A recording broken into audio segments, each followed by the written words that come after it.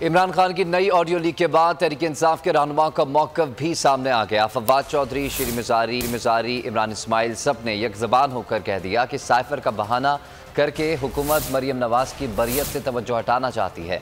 PTI रहनुमाओं ने वाज़ेह कर दिया कि इमरान खान ने कोई ऐसी बात नहीं की जो मुतनाज़ा हो। मुखालफिन को सिर्फ मायूसी हुई है।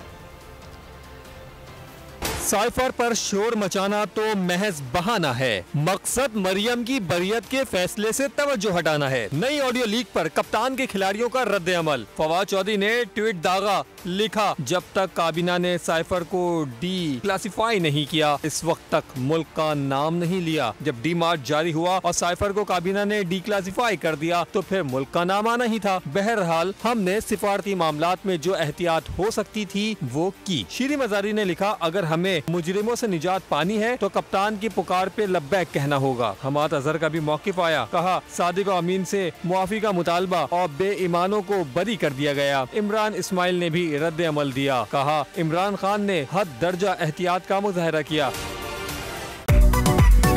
मेरी टैक्सी में बैठ जाओ, जहाँ तक ले जाऊंगा। आई है टैक्सी कैश, टैक्सी कैश, आई है टैक्सी कैश, टैक्सी कैश, आई है टैक्सी कैश। कभी टैक्सी वाले ने सवारी को किराया दिया, सुना है ये सीट नहीं हॉट सीट है। अब जिंदगी में करेंगे ऐश, क्योंकि आ गई है टैक्सी कैश।